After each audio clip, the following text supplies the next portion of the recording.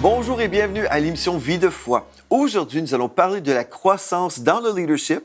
Hier, nous avons parlé justement de l'ordre dans la vie d'un enfant de Dieu, l'ordre dans le ministère. Et on va poursuivre aujourd'hui en parlant encore de l'ordre divin dans nos vies. Mais juste avant, j'aimerais ça vous aider à aller vraiment à un autre niveau dans votre vie spirituelle.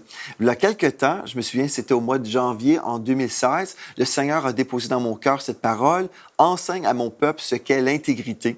Donc, ce que j'ai fait, j'ai prié, j'ai cherché la face de Dieu, et puis le Seigneur a déposé dans mon cœur vraiment la vision de démarrer le collège intégrité.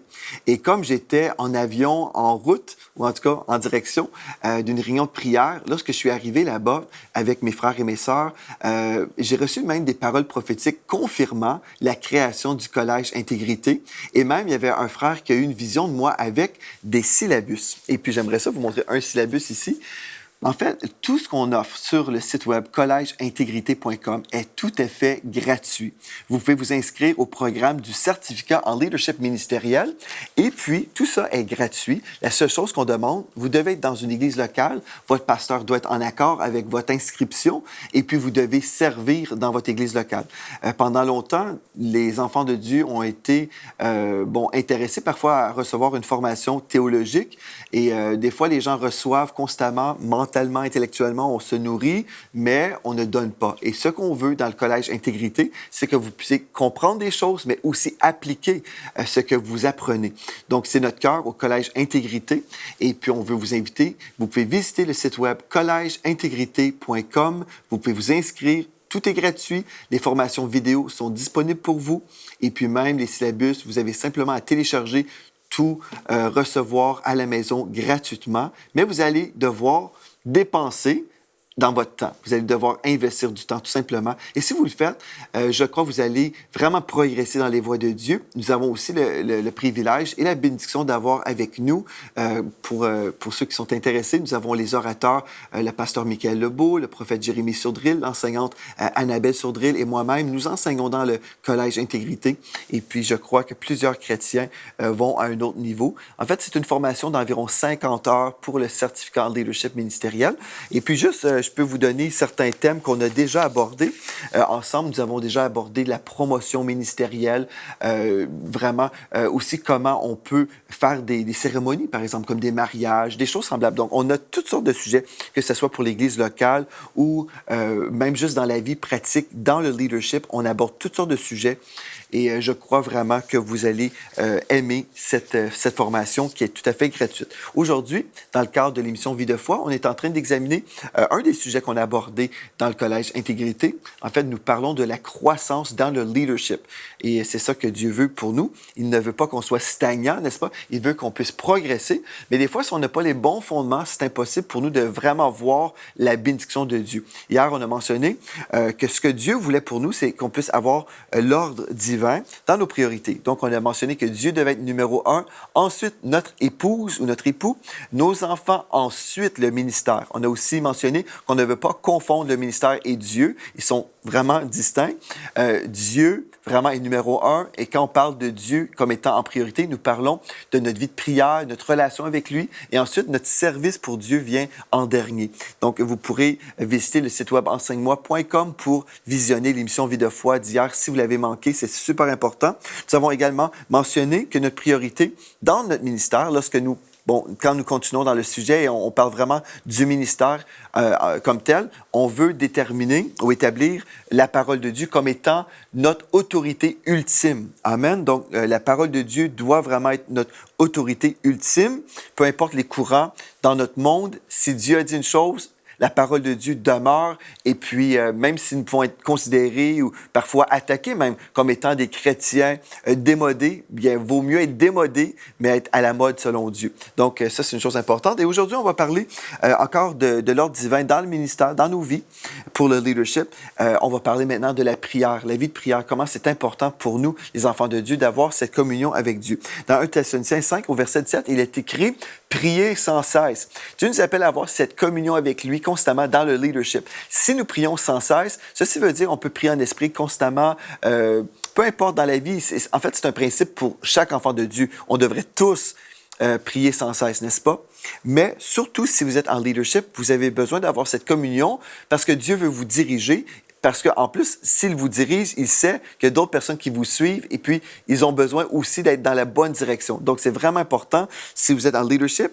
Mais si vous êtes toujours peut-être un aspirant au leadership en ce moment, vous avez besoin de vous entretenir dans la prière.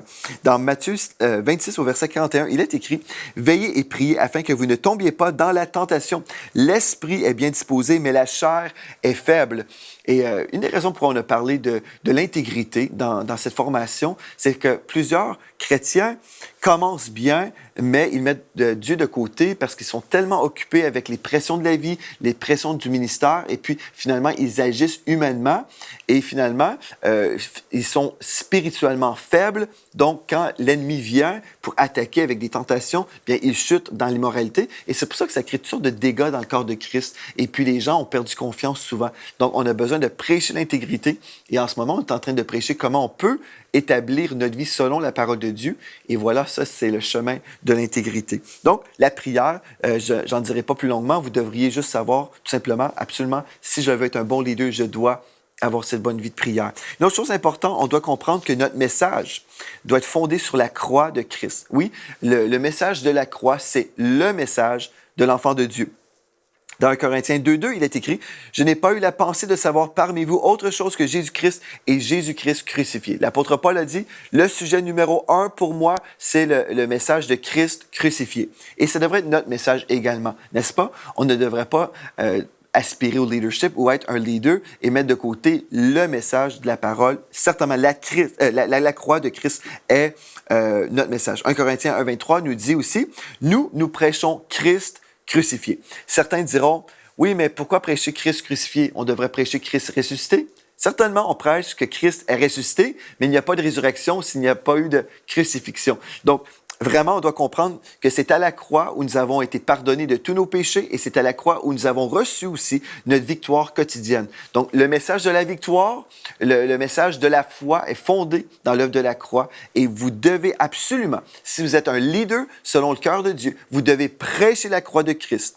Je me souviens une fois, j'étais dans un resto avec un pasteur et puis il me disait, « Ah, bien, moi, là, j'ai arrêté de prêcher sur la croix. J'essaie de ne pas mentionner la croix parce que je réalise que certaines personnes pourraient être dérangées. C'est un peu sanglant. C'est pas vraiment un sujet vraiment attirant. Donc, pour moi, je m'abstiens. » Mais vraiment, c'est scandaleux. La parole de Dieu nous dit clairement que le message de l'heure demeure la croix de Christ. Sans la croix, nous ne pouvons pas être sauvés. Si nous ne sommes pas sauvés, nous sommes perdus. Donc, nous passons à côté. Nous pouvons avoir des belles églises remplies de personnes, mais ces personnes sont perdues si ces mêmes personnes n'ont pas entendu le message et s'ils ne se sont pas repentis de leurs péchés. Et c'est aussi notre puissance en tant qu'enfant de Dieu. Dans 1 Corinthiens 1, verset 18, il est écrit « Car la prédication de la croix est une folie pour ceux qui périssent. Mais pour nous qui sommes sauvés, elle est une puissance de Dieu. » Si vous voulez vivre dans la victoire sur le péché, vous avez besoin d'avoir votre foi ancrée dans l'œuvre de la croix. Vous allez vous rappeler, il y a 2000 ans, Christ est mort à la croix pour payer ma dette de péché, mais aussi pour me donner la victoire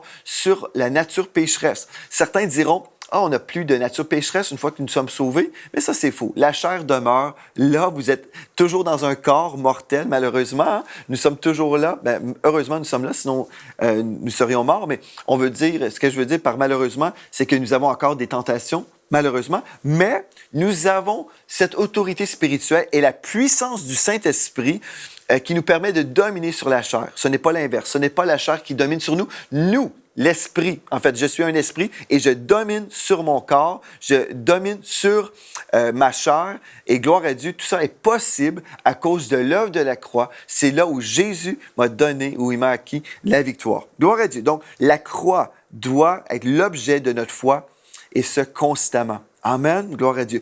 Donc, ensuite, une autre chose importante pour un bon fondement pour un ministère, si vous voulez être bien fondé dans la parole, bien, votre communion avec le Saint-Esprit est primordiale. Votre communion avec le Saint-Esprit. Dans 2 Corinthiens 13, il est écrit un texte très béni ici, là. En fait, toute la parole est bénie, mais un texte qui me bénit. « Que la grâce du Seigneur Jésus-Christ, l'amour de Dieu et la communication du Saint-Esprit soient avec vous tous. » Et dans certaines versions, nous lisons la communion du Saint-Esprit ou la communication du Saint-Esprit. Donc, cette relation avec l'Esprit de Dieu qui est possible, certainement à cause que vous avez une bonne vie de prière, mais cette communication est primordiale pour un bon ministère, pour un bon leadership spirituel. Quelqu'un qui n'est pas en communion avec l'Esprit de Dieu, bien, il va passer à côté. C'est soit que nous allons travailler charnellement ou divinement. OK, gloire à Dieu. Et dans le psaume 127, verset 1, il est écrit « Si l'Éternel ne bâtit la maison, ceux qui la bâtissent travaillent en vain. » Parce qu'on fait des efforts inutiles. Peut-être Dieu ne nous appelle même pas à faire certaines choses et puis nous travaillons humainement avec notre intellect et Dieu avait un autre plan. Des fois, on est là, on dit « Seigneur, voici mon plan. » Bénis mon plan. Dieu dit, non, j'ai déjà un plan béni. C'est à toi d'entrer dans ce plan-là. Quand nous disons, oui, Seigneur, je vais entrer dans le plan de Dieu pour ma vie, c'est alors que nous sommes bénis.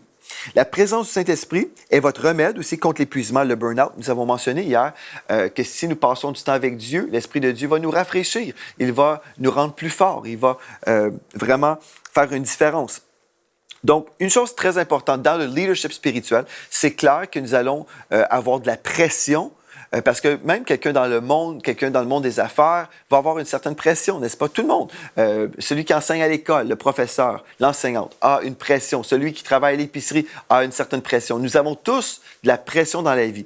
Mais comment ne pas s'épuiser? Bien, c'est en étant toujours dans la présence de Dieu et c'est en priant, c'est en ayant cette bonne relation avec le Seigneur. Donc, notre consécration est primordiale si nous voulons avoir un long ministère prospère. Gloire à Dieu pour ça. OK. Dans Ésaïe 40 et au verset 31, il est écrit « Ceux qui se confient en l'Éternel renouvellent leur force. » Mais vous voyez ici, ceux qui se confient. Ceux qui ne se confient pas s'épuisent.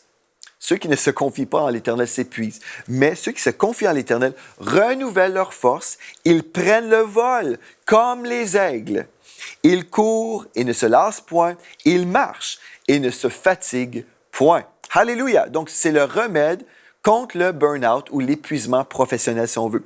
J'aime pas trop utiliser le mot professionnel dans le ministère, mais je veux l'utiliser pour vous aider à comprendre le sens francophone du terme burn-out. OK? Donc, Dieu ne nous appelle pas à vivre un burn-out dans le ministère. Si on est en train d'expérimenter un burn-out, c'est parce qu'on est déconnecté de notre source de puissance. Connectez-vous aujourd'hui. Vous pouvez vous repentir et dire, Seigneur, j'ai passé d'autres choses en priorité. Je reviens vraiment à la base aujourd'hui. Je te demande pardon et je reçois la puissance du Saint-Esprit. En ce moment, je reçois ton onction, Seigneur Dieu. Et gloire à Dieu, Dieu va le faire. Je crois que Dieu veut qu'on soit puissant dans son royaume, dans son service. Et si vous priez cette prière avec sincérité, vous allez voir une différence. Le Saint-Esprit vous donnera aussi votre vision. Donc, la communion avec le Saint-Esprit est vraiment primordiale parce que le Saint-Esprit va vous donner une vision très claire et une direction pour votre vie. Il y a des gens, des fois, qui m'ont posé la question, mais comment faire pour avoir une vision pour un ministère? Comment faire? Bien, une chose que vous devez faire, c'est simplement demander au Seigneur, poser la question, Seigneur, quelle est la vision pour notre ministère, pour notre Église, par exemple? Et la parole de Dieu nous dit dans Proverbe 29 au verset 18, quand il n'y a pas de révélation, quand il n'y a pas de vision, le peuple est sans frein. Ou dans la Bible du Sommeur, le peuple se laisse aller dans la parole de vie, le peuple vit dans le désordre, ou dans King James, le peuple périt. Donc, c'est négatif, n'est-ce pas? Donc, ce que Dieu nous appelle à faire, c'est prier, chercher sa face. Il va nous donner une vision. Et comme nous avons cette vision, le Saint-Esprit va toujours nous diriger en accord avec sa vision pour notre ministère. Donc, vraiment, pour le leadership béni, nous avons besoin d'avoir cette bonne communion avec le Saint-Esprit. Et une fois qu'on l'a reçu, OK, vous avez reçu de Dieu cette vision pour votre ministère. Ensuite, ce que vous devez faire, c'est l'écrire. Dans Habakkuk 2.2, il est écrit « Écris cette révélation et grave-la sur des tablettes, écris-la clairement pour que chaque lecteur la lise couramment. » Et de nos jours, nous écrivons notre vision d'Église, par exemple, sur un site web. Avant même de visiter notre Église, les gens peuvent visiter le site web de notre Église et voir que notre vision est de rejoindre le peuple francophone par le biais des médias, par exemple. OK? Donc ça, c'est notre vision en tant qu'Église, mais il y a d'autres Églises qui ont une vision peut-être d'aider les démunis dans la ville. Nous sommes tous d'accord qu'on devrait aider les démunis. mais nous n'avons pas nécessairement reçu un mandat spécifique où l'emphase de notre ministère va être là-dessus. Même si on peut aider les démunis. Mais notre emphase, c'est vraiment sur l'appel premier du Seigneur pour nous. Donc, Dieu nous a dit, vous allez rejoindre le peuple francophone. Donc, depuis le début, depuis 2008, c'est ça notre vision. Et on continue toujours dans cette direction et nous voyons que Dieu a béni. Que si on répond à son appel, Dieu va faire en sorte qu'on va porter du fruit pour sa gloire. Et si quelqu'un dit, bien moi, je suis appelé à aider les démunis, bien, s'ils sont dans l'appel de Dieu, on va voir certainement la bénédiction à ce niveau-là. Donc, c'est super important. OK, maintenant, on va maintenant parler, toujours dans la vision de l'éthique ministérielle, nous allons parler maintenant de l'importance d'avoir une vie exemplaire. Dieu nous appelle à être des modèles. Gloire à Dieu. Lorsque les gens vous voient, si vous êtes un bon leader spirituel, les gens vont voir le sceau de Dieu sur votre vie. Ils vont reconnaître l'onction de Dieu sur votre vie. Ils vont voir la gloire de Dieu sur votre vie. Dieu vous appelle à être un modèle resplendissant de la gloire de Dieu. On devrait voir un visage sur votre... On devrait voir un sourire sur votre visage. Amen. On devrait voir un sourire sur votre visage. Si vous semblez être malheureux, déprimé, oppressé, il y a un problème. Si vous portez un manteau d'oppression, vous arrivez dans une salle et puis les gens vous voient et puis les gens veulent s'enfuir parce que vous êtes là, bien c'est un mauvais signe. Mais quand vous êtes un leader selon le cœur de Dieu, vous allez être revêtu de la gloire de Dieu, de la présence de Dieu. Amen. Et vous serez une source d'inspiration pour les gens. Mais vous devez avoir, encore une fois, l'éthique selon le cœur de Dieu. Et on va en parler aujourd'hui. Dans Corinthiens 11 et au verset 1, il est écrit « Soyez mes imitateurs comme je le suis moi-même de Christ. » Donc, soyez un bon modèle pour les gens qui vous observent. Et une des choses importantes, on doit comprendre, si nous sommes en leadership, les gens vont toujours nous étudier. Et vous devez accepter ça, là. Donc, si les gens vont vous étudier, ils vont étudier votre vie, comme on peut étudier un livre, n'est-ce pas? Vous devez comprendre que vous allez mourir à l'opinion des gens, donc vous ne vivrez pas pour plaire aux gens, vous allez vivre pour plaire à Dieu, mais toujours conscient que les gens vous étudient et on peut vivre, quand nous sommes en leadership, nous vivons comme sous un microscope. Les gens vont nous étudier de toutes sortes de façons, tout ce qu'on peut dire, la façon qu'on va se vêtir. Les gens vont même étudier entre les lignes. Hein. On peut dire quelque chose, les gens vont essayer de discerner les choses entre les lignes. Les gens nous étudient à fond. Donc, si nous savons que nous sommes étudiés, que les gens nous observent, on va vouloir vraiment honorer le Seigneur dans nos vies. Mais encore une fois, si on marche dans l'honneur, on aime le Seigneur, il y a toujours des gens qui peuvent critiquer, qui peuvent nous attaquer, peu importe. On ne peut pas contrôler la façon que les gens vont nous traiter. On ne peut pas contrôler le comportement des gens, mais on peut contrôler notre comportement. Gloire à Dieu. OK. Mais ce qu'on doit faire, comprenant tout ça, qu'on doit être des bons modèles, on doit être des imitateurs de Christ, bien, on peut même penser au texte que je viens de vous lire. L'apôtre Paul a dit « Soyez mes imitateurs comme je le suis moi-même de Christ ». Aujourd'hui, êtes-vous capable de dire avec l'apôtre Paul, aux personnes qui vous suivent en ce moment, êtes-vous capable de dire « Soyez mes imitateurs, faites exactement comme moi. Là. Regardez ma vie, examinez-moi, là. Faites exactement comme moi, comme je le suis moi-même de Christ. » J'ai mis de Christ en ce moment, donc vous pouvez suivre mon modèle. Je suis votre modèle, suivez-moi. J'avoue, personnellement, je trouve ça difficile. Je trouve ça difficile de dire, comme l'apôtre Paul, « Soyez mes imitateurs », parce que, il disait ici, « Comme je le suis moi-même de Christ », est-ce que je suis à cette stature parfaite de Christ en ce moment? Bien, dans ma position en Christ, mais dans ma condition humaine, est-ce que je suis arrivé là? J'avoue, non. J'ai tellement ce désir de ressembler de plus en plus à Christ, mais mon désir devrait vraiment être là, que je puisse aspirer à pouvoir dire avec l'apôtre Paul, « Soyez mes imitateurs. » Soyez mes imitateurs. Et puis, gloire à Dieu, certains diront, oui, OK, je suis ton modèle parce que il y a certaines choses qui me bénissent dans ta vie. Je peux dire, ben merci Seigneur pour ça. Mais on devrait avoir ce désir en tant que les deux. Seigneur, je veux toujours plus de toi. Je veux toujours être transformé à ton image. Et ça devrait vraiment être un but là, dans notre vie. Si vous êtes un leader spirituel, vous devez aspirer à être transformé dans la gloire de Dieu, transformé et vraiment être un modèle pour le corps de Christ. Amen. Donc, comment vous allez y arriver? Vous allez structurer votre vie pour vivre dans la sainteté. Amen. C'est super important.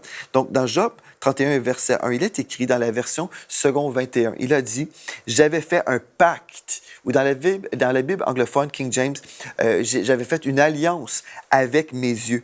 Comment aurais-je pu porter mes regards sur une jeune fille? Voyez, Job ici avait été accusé par ses amis, mais Job pouvait se défendre en disant, j'avais fait un pacte ou j'avais établi une alliance avec Dieu, que je n'étais pas pour regarder à une jeune fille d'une mauvaise façon.